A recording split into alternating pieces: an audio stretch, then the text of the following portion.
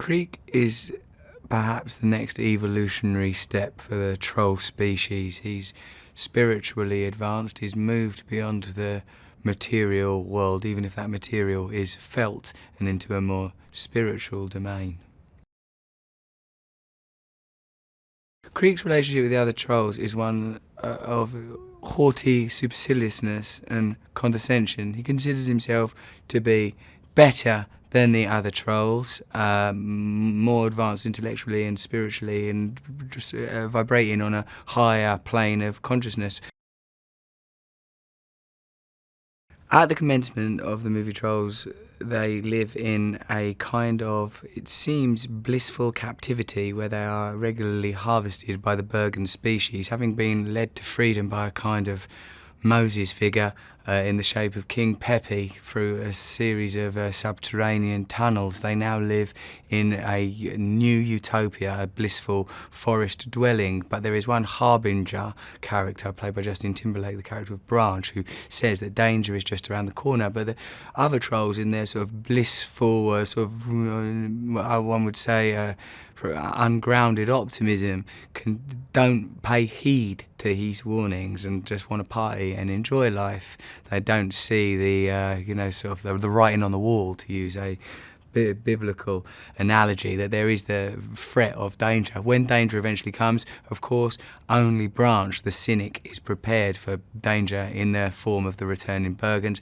They are kidnapped, beginning the Iliad part of the film, a quest where Poppy, as the hero, in order to fulfill her father's dreams and live on her legacy, her duty as a monarch, a figurehead, a sovereign, the emblem of the divinity of the trolls in their troll world, has to rescue her friends.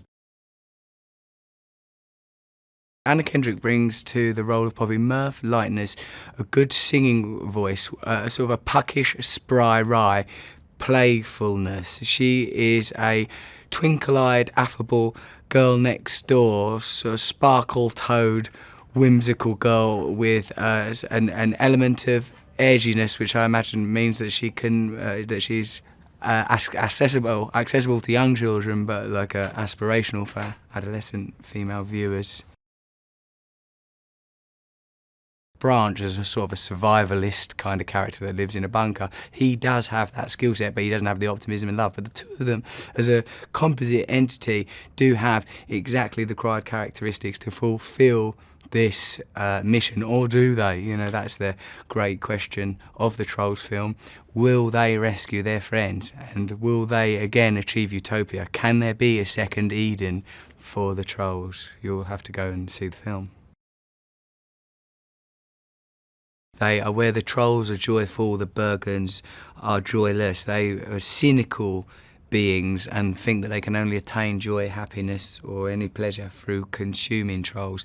I like them quite a lot. I like John Cleese as the king. I like the Prince Kid. I like the cook a lot. One of my favourite bits of the film is the bit where it's got a Gorillaz song in it and they're singing it really joylessly about happiness. I really found that remarkable.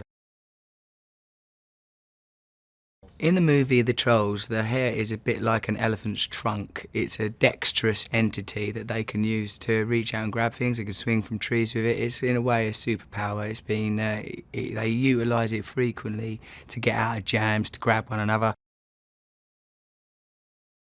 Well, I think he created a very accessible and entertaining soundtrack. It seemed to me that it was a very good marriage between the visual aesthetic and the music. That everything seems very sort of joyful and inviting and inclusive.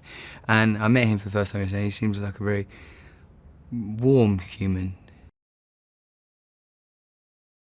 Mike, he seemed to me to be a very funny guy. He was up for a laugh, and I remember he gave me some good direction, you know, which I know you're supposed to get that of directors, but it's surprising how infrequently it occurs. He said something like, there was a bit where I was doing something and I guess I had one eye on the comedy of it, and he said, oh no, do it properly, sincerely. It was like maybe with the Namaste bit where I was getting off of a bug at the beginning of the film.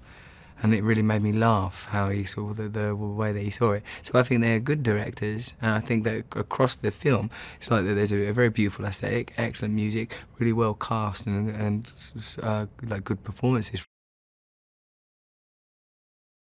There are universal themes because it's about perspective. It's about the positivity of the trolls, the negativity of the Bergens, and the necessity for compromise and collaboration when we're seeking to achieve an objective. Now that would be a relevant life lesson if you're a little 5-year-old kid. I'm a little bit like the trolls in that in my own life I get happiness from hugging, mindless optimism, singing and dancing, and a kind of mission to return to the Holy Land or Eden of my youth, a blissful transcendence. Hey guys, did you know that Pierce Brosnan was contractually forbidden from wearing a full tuxedo in any non-James Bond movie from 1995 to 2002? For this and more movie facts, click on more videos. But if you want something else, click on the playlist.